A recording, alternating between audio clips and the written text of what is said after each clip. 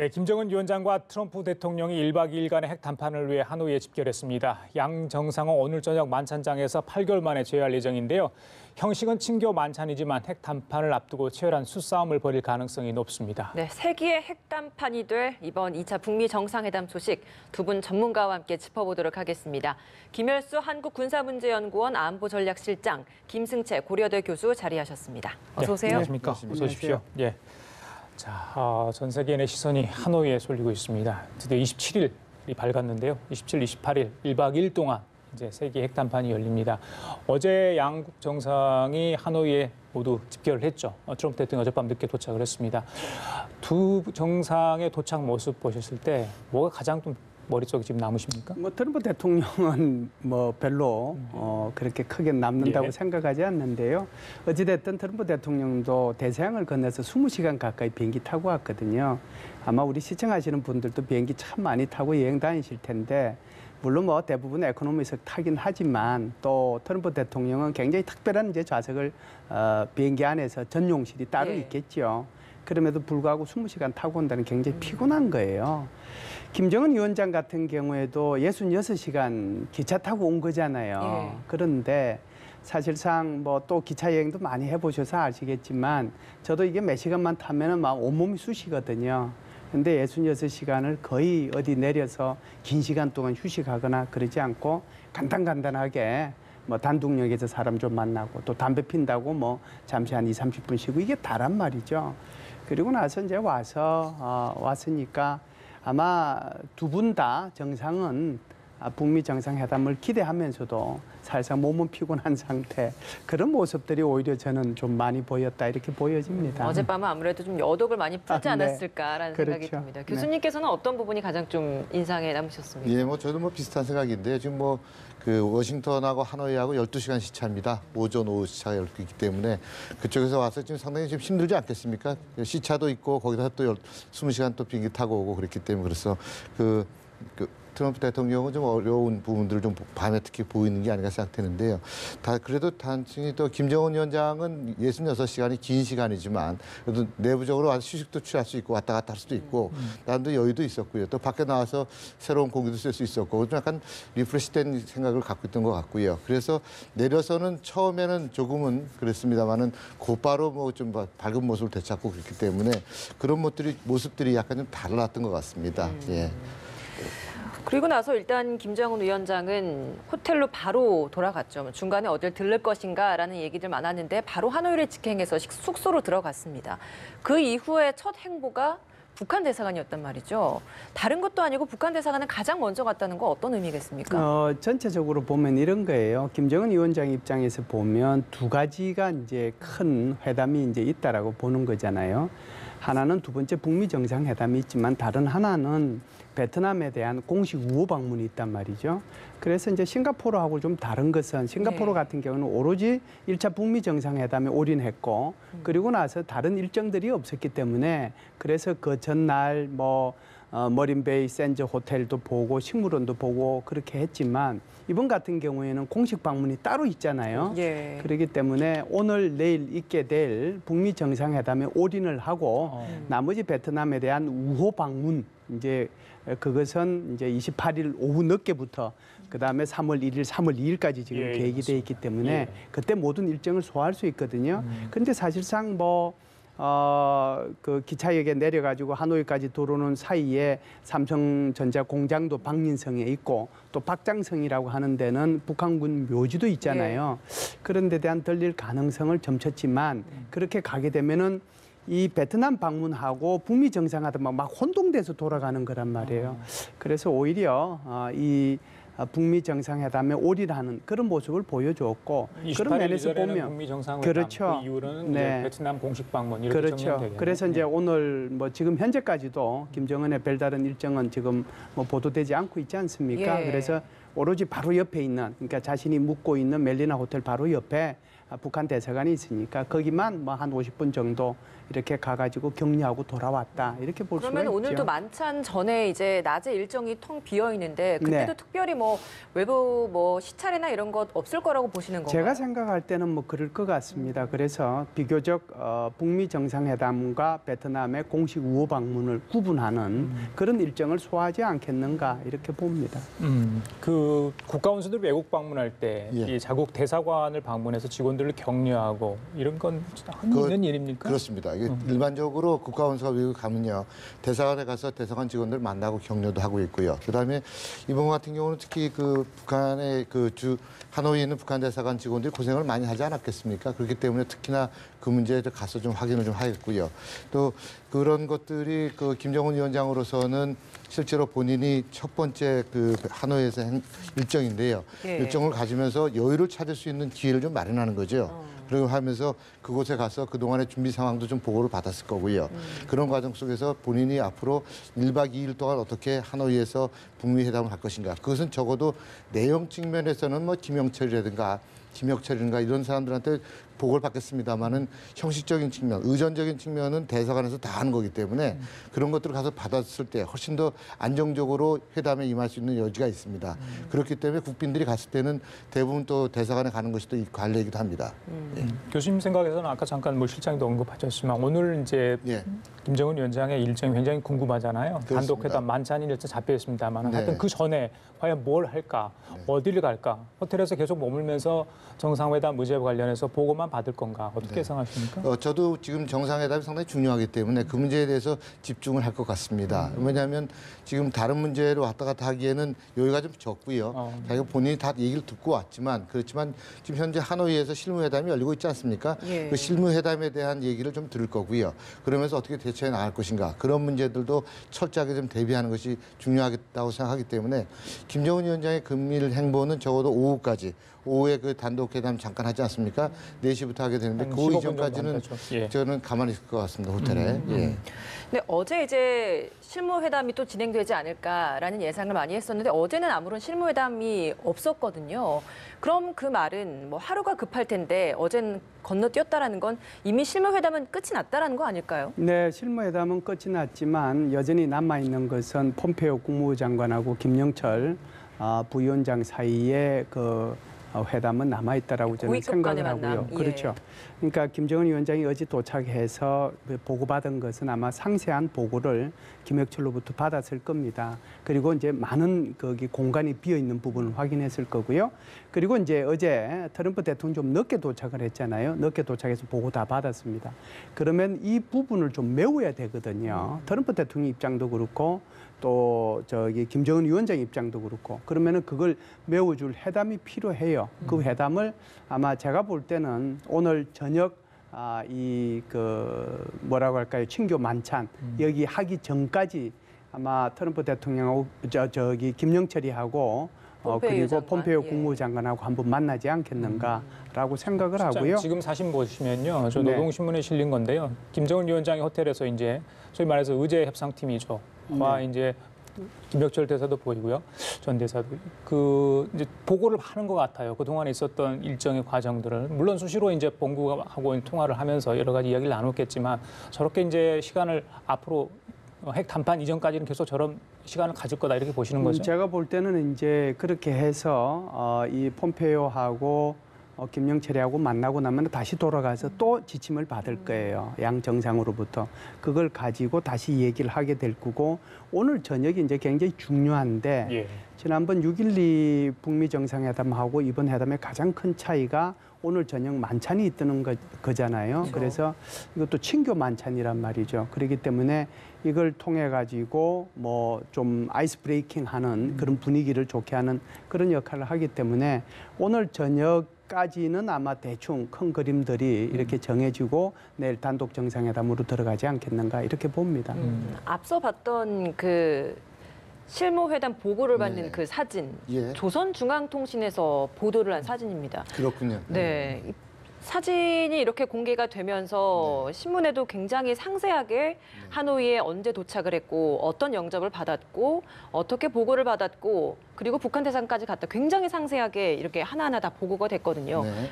생소한 모습입니다. 이거 어떻게 그렇습니다. 이 보셨습니까? 북한으로서는 상당히 좀 어려운 문제인데 그동안에는 북한이 지난번 싱가포르 회담 같은 경우는 가고 나서도 도착을 해도 보도를 안 했습니다. 예. 그런데 이번 같은 경우는 출발해서부터 시작해서 계속 가고 있지 않습니까? 이건 적어도 북한에서 볼 때는 전 세계를 상대로 북한이 상당히 정상국가의 모습을 가지고 있다. 그리고 김정은 위원장의 동선이 공개되더라도 적어도 북한에서는 적어도 전 세계적인 차원에서 안전 문제, 안보 문제도 담보가 되고 있다. 이런 얘기를 하고 있고요. 또 하나는 북한 내부적으로 볼 때는 그 북한 주민들에게 볼 때 지금 계속 뭐 분분초초를 다퉈서 하고 있다, 노력을 하고 있다 그런 얘기 하지 않았습니까? 그런 것처럼 뭐 쉴 틈 없이 지속적으로 뭐 북한의 발전이라든가 성장이라든가 이런 거를 위해서 지금 노력을 하고 있는 김정은 위원장의 모습들을 좀 더 보여주는 것이 예. 오히려 훨씬 더 안정화되는 측면이 있기 때문에 강조를 하고 있는 것 같습니다. 예. 지금 저 사진 속에서 예. 우리가 좀 이제 유심히 봐야 될 것은 김정은 위원장이 말을 하고 그다음에 이제 거기에 배석한 사람들이 뭐 적고 있잖아요. 그 말은 지금 현재 북한과 미국 사이의 실무자 회담 사이에서 했던 그 초안을 보고서 그걸 가지고 얘기하고 있는 거거든요. 그러려고 하면은 그 초안에 대해서 얘기를 했기 때문에 다시 천상 만나야 되는 거예요. 그게 뭐 비건하고 김혁철이가 만날 수도 있지만 제가 볼 때는 그 선은 넘어설 것 같아요. 그런 차원에서 보면 폼페이오하고 김영철이 만날 가능성이 있죠. 그럼 아직은 안 만났다고 보십니까? 어제 이제 그렇죠. 폼페이오 장관이 일찍 하루 먼저 왔잖아요. 폼페이오 예. 장관도 일찍 왔지만 예. 폼페이오 장관이 와가지고 트럼프 대통령한테 보고하는 과정에서 배석을 하고 거기로부터 지침을 받아야 되거든요. 그 지침은 어젯밤에 저는 다 받았다고 봐요. 예. 그렇다라고 하면 오늘 낮 오늘, 예. 시간이 있잖아요. 예. 예. 그래서 오늘 낮에 적어도 친교 만찬 이전에 적어도 한 번 이상은 만나지 않겠는가. 저는 그렇게 예상을 합니다.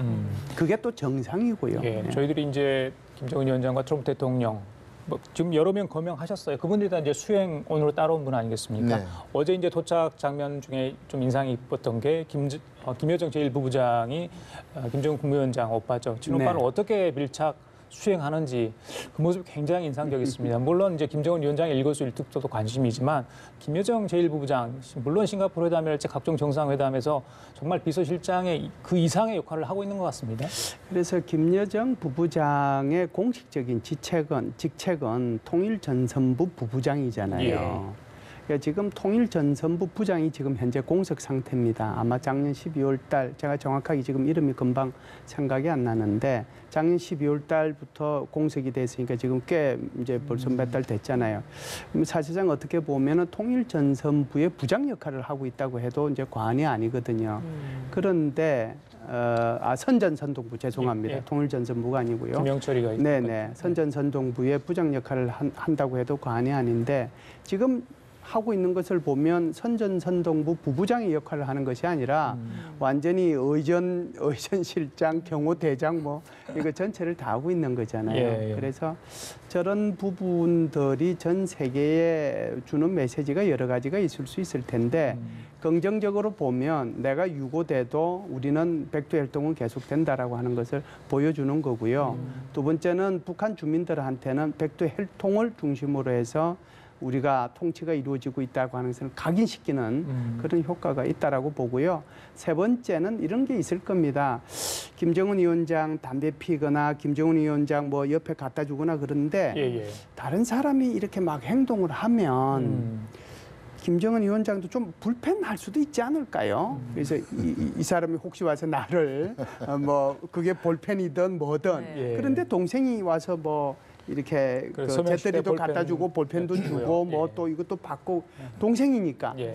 그러니까 다른 사람이 하면 오히려 다른 사람 그 사람이 누구든지 간에 그 사람이 부담스러울 수 있는데 동생이 하니까 그럼 네가 하는 게 오히려 자기네들도 편하게 생각할 수도 있는 거고 또 오빠 입장에서도 뭐 편하게 생각할 수도 있기 때문에 거의 뭐 거의 인자처럼 지금 행동하고 교수님 있다 어떻게 보세요? 해도 저런 열정적인 보자. 예.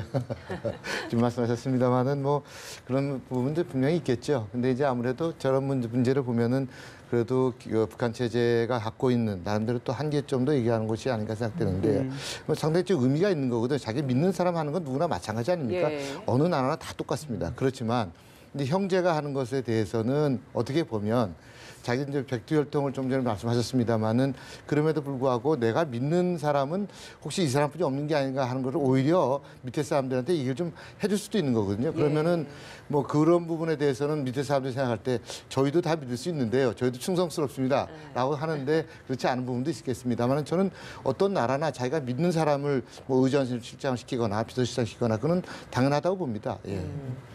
어제 김정은 위원장이 타고 왔던 열차 뭐 중국으로 다시 돌아갔다라는 이야기도 있고요. 그리고 돌아갔다가 이제 움직이는 거 보니까 기관차가 올 때 기관차와 그때 바뀐 기관차가 또 보여서 어떻게 된 거냐라는 여러 가지 분석이 있더라고요. 돌아간 걸까요? 어떻게 아니요. 보십니까? 돌아가지 않았다라고 보고요. 지금 현재 3월 2일까지 전부 다 차량 통제해놨잖아요. 이제 그 말의 의미는 3월 2일까지 김정은 위원장이 묵는 거고 그걸 이제 통해서 갈 수 있다는 것을 암시하는데 제가 볼 때는 3월 2일 날 돌아갈 때 절대로 비행기를 이용하지 않을까? 아니요, 이 열차를 이용하지 않을 거예요. 아마 김정은 위원장은 비행기로 타고 돌아갈 거고요. 그런데 지금은 이제 왜 이 기차가 지금 잠시 안 보이느냐? 예. 중국의 어느 지역에 뭐 난닝이라는 네. 나오는데 거기서 정비를 하고 있다 이런 소식이 좀 들려오고 제가 있거든요. 볼 때는 그게 정확해요. 왜 그러냐면 66시간 동안 차량이 움직였잖아요. 그럼 반드시 정비가 필요합니다. 그런데 베트남에서의 정비 뭐 실력이라고 할까요? 기술하고 또 중국이 가지고 있는 기술하고 다르니까 중국에 가서 이제 정비를 하고 아마 다시 동당역으로 올 가능성이 있고요. 그리고 이제 거기에 총 객차가 23량이잖아요. 거의 수많은 사람과 수많은 장비와 심지어 뭐 김정은의 그 화장실까지 다 공수돼서 온 건데 이걸 다시 다 돌아가게 해야 되거든요. 그렇기 때문에 제가 볼 때는 그런 것들은 다 특별 열차를 이용해서 돌아가지만 김정은 위원장은 이번에 66시간 동안 타고 와봐서 다시는 내가 그거 타고 안 가겠다고 아마 생각했을 수 있을 거예요. 제가 어제도 연합뉴스 와서 뭐 말씀을 드렸는데 아마 참여 1호를 이용해서 가기를 저는 바랍니다. 뭐 효과도 다 이제 끝났거든요. 네. 어떻게 보세요? 교수님께서는 갈 때는 항공편을 이용할 거라고 보시나요? 이건 교수님한테 여쭤봐야 돼요. 그 이제 뭘로 가느냐 중요한 이유가 예. 이제 시진핑 국가주석을 무슨 국가에서 만나느냐 그것도 예. 관련이 돼 있지 않습니까? 그렇습니다. 예. 근데 지금 시진핑 주석을 만나는 데는 또 한계가 있는 게 있습니다. 지금 1차 정상회담을 앞두고는 2번을 만났었고요. 그다음에 끝나고 나서 1번 만나서 3번 만나지 않았습니까? 그러면서 이제 사실은 중국이 뭐 북한의 뒷배를 대주고 있다, 봐주고 있다 그런 얘기를 많이 하고 있는데 그건 사실이 아니겠습니까? 누구도 부정을 못 하는데 그것이 편하게 했을 경우와 그렇지 않을 경우가 미국이 바라보는 입장이 다를 수가 있습니다. 근데 지금 그 중국의 일정이 상당히 정치 협상 회의가 있고요. 전인대도 예정돼 있고 3월 초에. 근데 상당히 좀 긴박하게 돌아가고 있습니다. 그런 과정에 한 1박 2일 머물면서 그 시진핑 주석을 만나고 간다라고 하는 것도 좀 어려울 수도 있습니다. 왜냐하면은 그런 과정이 되면은 다시 한번 또 그 북미 회담에 대한 보고를 마치 중국한테 하는 게 되는 거기 때문에 예. 어려울 부분도 있습니다. 근데 그게 왜냐하면 3월 1일부터 중국과 미국 간의 무역 협상이 다시 또 되게 되지 않습니까? 원래는 3월 1일까지 협상이 안 되면 관세를 25% 물리겠다라고 했는데 이제 지금 한 달 연기를 해줬습니다. 네, 그렇기 때문에 그런 걸 보면은 시진핑 주석도 좀 불안할 수가 있습니다. 사실은 한 달 협상을 앞두고 이거 내가 또 김정은 위원장 만나면 미국이 또 오해하지 않을까? 뭐 오비라기도 할 수 있으니까요. 그러니까 그런 것들 때문에 예. 제가 볼 때는 북경에 들리는 문제가 상당히 좀 조심스러울 거라는 생각이 듭니다. 근데 그럼에도 불구하고 시간이 필요하다면 지금 3월 2일까지 하노이에 있지 않습니까? 김정은 위원장이. 맞습니다. 자, 3월 5일, 3월 6일부터 시작합니다. 회의가. 그럼 곧바로 가려면 또 거기서 기차를 타고 가면은 북경까지 가는데 또 한 48시간 걸리거든요. 그렇게 되면은 상당히 어려울 수 있기 때문에 간다면은 만약에 비행기를 타고 북경을 가서 다시 돌아가는 그런 일정을 갖지 않을까 생각합니다. 시진핑을 만나게 된다면. 예. 이건 논쟁하는 건은 아니고요. 예, 그냥 뭐 서로 예상해 보는 그렇죠. 거니까. 예, 맞습니다. 예. 제가 예상하는 것은 그 교수님 말씀에 일정 부분 동의하면서도 조금 이제 다른 게 지금 이제 다 말씀을 해주셨지만 이번에 다시 그걸 타고 돌아가서 간다라고 하면은 정말 국가의 위상이나 자존심하고 직접적으로 연관이 돼요. 사실상 보고하러 가는 거잖아요. 그거는 아니단 말이죠. 설령 보고를 한다고 하더라도 시차를 두고 작년 6월 12일 날 1차 북미 정상회담 끝나고 3차 북중 정상회담에 한 10일 있다가 6월 20날 가서 3차 북중 정상회담 했잖아요. 그런 식의 사실상 좀 여유가 필요하다라고 하는 거고요. 두 번째는 북한 내부의 문제가 있고 중국 내부의 문제가 있어요. 왜 그러냐면 중국은 이때 이제 양회가 시작이 되는 거거든요. 주로 이제 양회가 시작이 되면 예년에도 그렇다시피 시진핑 주석이 뭐 외국을 나간다든지 외국 정상들이 온다든지 하는 것이 거의 가능하면 자제를 하는 그런 시기고요. 또 북한 입장에서 보면 3월 10날 최고인민회의에 대의원 선거가 있어요. 678명을 이제 선출하는 건데 이게 뭐 김정은 위원장이 있든 없든 99.9%의 투표에 99.9% 찬성으로 끝납니다. 끝나지만 그래도 그렇게 오랫동안 자리를 비워두겠는가 그런 차원에서 보면 돌아가는 길에 만나는 것보다 좀 만나더라도 좀 여유를 두고 만나지 않겠는가. 그리고 이제 1월 달에 가서 이번에 만날 것에 대해서 다 보고 끝났어요. 그러면은 4월 15일 자기 할아버지 생일인데 이때 중심으로 해서 아마 시진핑 주석이 뭐 북한을 방문하는 그런 형태가 제가 지금 그려볼 수 있는 그림이지 않겠는가라고 봐요. 시차를 둘 것이다. 그렇죠. 바로 가서 보고를 하지는 않을 것이다. 중국 이야기가 나와서 궁금해서 여쭤보고 싶은 부분이 이렇게 중국을 관통할 수 있게 길을 열어줬고 철길을 열어줬고 이러다 보니까 자연스럽게 중국이 배후에 있다라는 것은 기정사실화됐다라고 이야기를 해주셨습니다. 그런데 트럼프 대통령이 얼마 전에 했던 이야기가 이번 북미 회담에서 있어 시진핑 주석에게 감사를 표한다라는 표현이 또 있었거든요. 이건 어떤 의미라고 보십니까? 그 부분에 대해서는 미국과 중국이 그 상당 부분에 대한 의견의 일치를 좀 보고 있는 거 아닌가 생각됩니다. 왜냐하면은 지금 그 민간의 무역 분쟁이 있지만 무역 분쟁의 또 안에는 또 북한 문제 같이 개입이 돼 있었거든요. 그러니까 그 문제를 어떻게 푸느냐에 따라서도 미국의 트럼프 대통령이 중국에 대해서 혜택을 줄 것인가 말 것인가를 또 결정할 수도 있는 문제입니다. 그래서 저는 그 문제에 대해서는 미중 간에 어느 정도가 합의가 좀 되어 있고요. 특히 조금 전에 제가 하나 조금 고쳐야 될 것은 김정은이 가서 보고는 안 합니다. 시진핑한테 보고는 안 하고 내가 회의를 했더니 이런 일이 있었다. 그러니까 상의라고 상의라고 표현하는 것도 좋을 것 같고요. 뭐 논의라고 하는 것도 좋을 것 같고요. 근데 하여튼 보고라기보다는 왜냐하면 그 보고라고 하는 개념은 적어도 그쪽에 중국의 입장에 절대적으로 작용을 할 때 보고가 되는 거거든요. 근데 사실은 지금은 중국의 입장보다는 김정은 위원장의 의견이 절대적입니다. 트럼프보다도 더 절대적입니다. 김정은 위원장이 어떻게 얘기하냐에 따라서 시진핑도 달라지는 거고 트럼프 대통령도 달라지는 겁니다. 그렇다면은 지금의 입장에서는 어떻게 됐든지 간에 그 좋고 나쁘고 떠나서 간에 김정은 위원장이 최고의 지금 그 레버리지를 갖고 있기 때문에 그런 문제에 대해서는 논의를 할 건데요. 저는 그래서 그런 문제를 보더라도 미국과 중국의 어느 정도의 협상이 좀 되어 있고 그 과정 속에서 적어도 이 부분까지는 중국이 개입하지 마라라고 또 개입 안 하겠다라고 하는 문제는 합의가 됐다 이런 생각 갖고 있습니다. 오늘 저녁에 이제 두 정상 260일 만에 만나게 되는 거죠.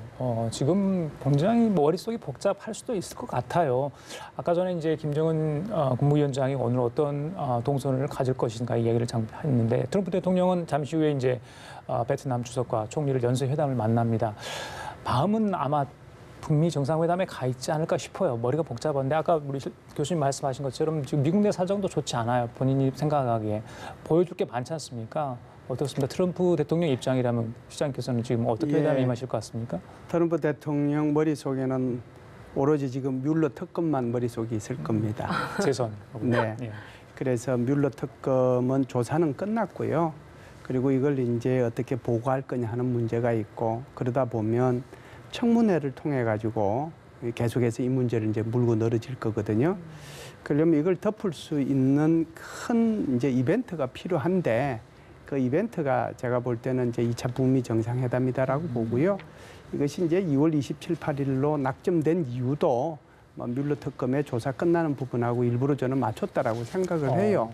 그렇기 때문에 이제 이 트럼프 대통령의 머릿속에는 지금 가서 10시에 베트남 주석 만나고 11시에 총리 만나서 간단히 오찬하고 하는 것은 머릿속에는 아마 아무것도 없을 겁니다. 뭐 물론 거기에 가서 뭐 경제 분야와 관련된 거 몇 가지 뭐 협정도 체결을 하고 한다고 하지만 그 부분이 이미 이제 그 실무선에서 다 끝났기 때문에 관계 없는 거고 오로지 이제 오늘 저녁하고 내일하고 2차 북미 정상회담을 통해서 얼마만큼 자기가 성과를 가지고 돌아가고 그리고 그 성과를 확대 재생산할 수 있는 성과를 만들어내느냐 여기에 오로지 지금 뭐 초점이 가 있지 않겠는가라고 생각을 해요. 트럼프 대통령 정말 머리 복잡할 겁니다. 네. 북미 정상회담을 기준으로 둔다면 회담 전에 미국 대통령과의 베트남 정상과의 만남이 있고 회담 후에 이제 북한 정상과 베트남 정상 간의 만남이 있습니다. 네. 이걸 기점으로 좀 생각을 해본다면 트럼프 대통령 입장에서도 베트남 정상과 만나서 좀 어떤 부분에 있어서 미리 좀 협조를 요청한다거나 이런 부분이 있지 않을까요? 어떤 걸 좀 요청을 할까요? 글쎄요, 뭐 북미 정상회담과 관련해서 협조할 부분들은 제가 볼 때는 내용적으로는 없다고 봅니다. 왜냐하면 그 내용은 좀 북한과 미국 간의 문제이고 그래서 그런 부분 적고요. 오히려 뭐 다른 분야에서 있어서 네가 만약에 정 그렇다면은 지금 그 응우엔두 뭐 푸종이라고 하는 예. 국가 주석을 만나잖아요. 그분 만나고 그러면은 이런 얘기를 할 수 있을 겁니다. 우리가 그 처음에 적대 관계였지만 화해를 했다. 그리고 지금 화해 이후에 수교도 하고 베트남이 도이모의 정책을 개혁개방 정책에서 해서 굉장히 성장을 했다. 이런 모습을 한번 김정은 위원장 설명을 좀 해줘라. 그래서 미국이 얘기하고 있는 것처럼 비핵화 문제가 해결되면은 북한의 경제가 최고로 급속도로 과거에 볼 수 없는 그런 유례 볼 수 없는 정도의 발전을 해준다고 하는 내 얘기가 맞다고 하는 것을 한번 얘기를 해줘라. 예. 이런 정도 얘기는 할 수 있을 것 같습니다. 제가 볼 때. 종 주석이 이 도이모이를 도입한 또 사람인데 그런 만큼 좀 여기에 대한 설명을 김정은 위원장을 만나서 좀 직접 잘 해주길 바라는 마음도 트럼프 대통령 입장에서 있지 않을까 싶은데요. 예, 뭐 도이모이가 도입된 것은 뭐 1986년이니까 벌써 꽤 됐죠. 그러니까 한 20년 지나오는 과정 속에서 오늘날에 이제 베트남을 우리는 눈으로 볼 수 있는 건데요. 베트남이라고 하는 나라가 북한하고는 좀 다릅니다. 똑같은 공산당이 지배하는 나라지만 지금 북한 같은 경우에는 1인 지배 체제잖아요. 그런데 이 베트남 같은 경우에는 예를 들어서 공산당 제1서기, 주석, 총리, 뭐 국회의장 이런 사람들이 집단으로 지도해 나가는 집단 지도 체제예요.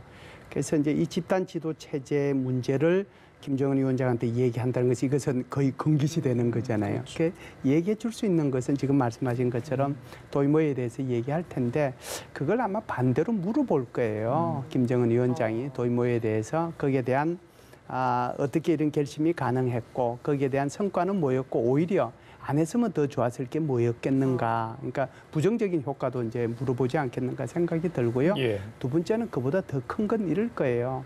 이제 북미 정상회담이 어떻게 결론이 나느냐에 따라서 다르지만 지금 북한이 필요로 하는 것은 경제 협력이잖아요. 경제 말이 경제 협력이지 일방적인 경제 지원이 일 수 있잖아요. 맞습니다. 과거에도 베트남이 이제 쌀을 이제 지원해 준 그런 경력들이 있거든요. 그래서 그런 차원에서의 여러 가지 좀 높은 수준으로 얘기를 이제 좀 하고 아마 베트남은 선물을 줄 가능성도 있다. 뭐 이렇게 보는 거죠. 네. 오늘 북한 매체에서 베트남 경제 발전상을 상세히 소개를 했다고 합니다. 네. 말씀하신 것처럼 베트남이 세계 3대 쌀 수출국이잖아요. 그렇죠. 이번에 어수영 부위원장이 간 것도 뭐 그런 부분과 관련이 돼 있지 않냐 이런 이야기가 하더라고요. 농업 부분 교류.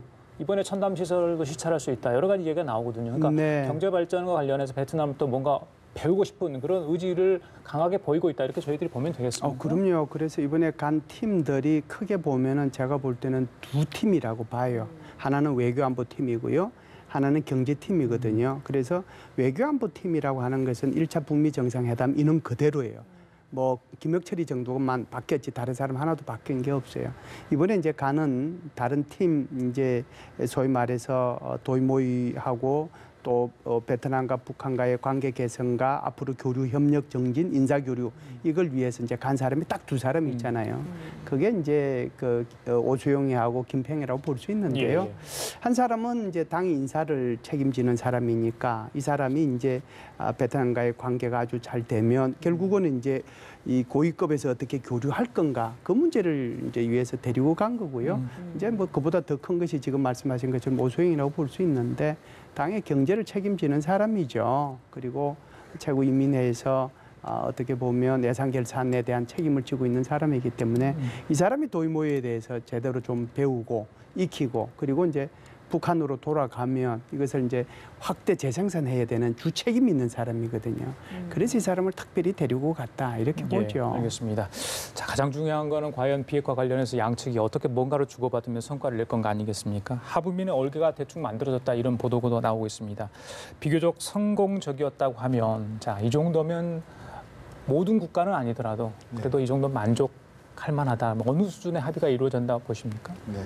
뭐 적어도 그 영변 핵시설 문제에 대해서는 얘기가 좀 나와야 될 것 같고요. 그거는 지난번에 9.19 평양선언에서도 저희가 얘기가 나오지 않았습니까? 근데 그 문제는 있어야 되겠고요. 그다음에 또 하나는 그 과거에는 그 플루토늄 제네바 합의가 1994년 제네바 합의가 플루토늄을 중심으로 한 그 핵 합의였었습니다. 근데 이제는 우라늄 농축 방법에 의해서 한다고 하는 것도 알려졌기 때문에 그 문제도 조금은 얘기를 해야 되지 않겠느냐라는 생각이 들고요. 미국의 입장에서 보면 그렇습니다. 그 문제가 들어가야 되고 그다음에 미국의 입장에서는 당연히 대륙간 탄도미사일 문제에 대해서는 얘기를 해야 되고 그 시설에 대한 문제도 얘기를 해야 되겠고요. 예. 그렇게 하고 그다음에 풍계리 핵실험장이 파괴가 됐는데 그 폭발했지 않았습니까? 갱도 폭발했는데 그 문제에 대한 이미 했다고 북한이 계속 얘기를 하고 있고 근데 미국은 아직 그건 아닌 것 같다라고 얘기하는 언론 보도도 나오고 있고 그렇기 때문에 그 문제에 대해서 사후적으로 그걸 확인해야 되는 부분들 그런 게 있고요. 그다음에 그 적어도 뭐 북한이 얘기했던 동창리를 중심으로 하는 미사일 발사대 해체 문제라든가 이런 부분에 대해서는 구체적으로 얘기가 나와야 되고 거기에 대한 검증 얘기가 나와야지만 가는 모든 국가들이 아 그럴 수 있다. 그 다음에 예를 들어 가장 중요한 것은 뭐 핵시설에 대한 신고라든가 검증이라든가 또는 로드맵 아니겠습니까? 근데 거기까지 가기엔 너무 멀고요. 제가 볼 때는 지금 상태에서 2차 북미 정상회담에서 합의 볼 수 있고 이만큼 고개를 끄덕이려면 그 정도 문제는 북한이 이미 제기를 했고 또 이미 활동한 문제에 대해서는 다시 한번 점검하고 동결시키는 그런 건 나와야 고개를 구체적인 끄덕이죠. 대상들은 적시가 돼야 된다. 적시돼야 됩니다. 우리 시장님 어떻습니까? 예, 제가 볼 때는 뭐 교수님 말씀에 이제 전체적으로 동의하고요. 제일 중요한 것은 이제 영변 핵시설이지 않겠어요. 플러스 알파. 그 알파를 ICBM으로 잡을지 그렇지 않으면은 농축우라늄 시설로 잡을지. 그 농축우라늄 시설에 대해서는 이미 네 번째 폼페오가 북한을 방북했을 때 김정은 위원장이 약속한 얘기였어요. 그렇기 때문에 이 플러스 알파가 들어가느냐 더 중요한 것은 로드맵이 나오느냐 하는 거예요. 만일 로드맵이 나와야 전체적으로 쭉 가서 마지막에 비핵화가 어떻게 된다라고 하는 것이 나와야 되는 거거든요. 이거 없이 큰 그림이나 지도 없이 앞부분만 얘기하면 안 된단 말이죠. 그래서 그 로드맵이 나오고 하나 더 희망이 있다라고 하면 결국은 두 번째 북미 정상회담 끝나고 나면 실무회담이 계속해서 이어져야 되거든요. 그러면은 비건을 대표로 하는 실무팀, 그다음에 이쪽에는 김혁철을 대표하는 실무팀의 워킹 그룹이 만들어지는 거. 이것이 아마 제가 볼 때는 가장 좋은 그림이지 않겠는가. 여기에 대한 상응 조치가 이제 있을 수 있는데요. 이거는 지금 이제 많이 나오는 것 같습니다. 예를 들어서 뭐 종전선언의 문제라든지 연락 대표부의 설치라든지 그리고 이제 금강산 관광 재개를 포함한 어떤 뭐 제재 일부 완화라든지 그리고 대북 인도주의적 지원 문제라든지 이것이 상응 조치가 될 수 있는데 트럼프도 급하고 지금 김정은 위원장도 좀 급하거든요. 여러 가지 경제적인 상황이 지금 북한에서 안 좋기 때문에 그래서 이런 급함이 서로가 맞아떨어지며 궁적통이라고 해서 막 큰 그림이 만들어지지 않겠는가 그런 생각을 해보고 기대를 해봅니다. 예, 알겠습니다. 자, 우리 김열수 실장님 먼저 좀 보내드리겠습니다. 그리고 김승재 교수님은 잠시 후에 다시 회담 관련 얘기를 좀 나눠보도록 하겠습니다. 오늘 고생하셨습니다. 감사합니다. 예.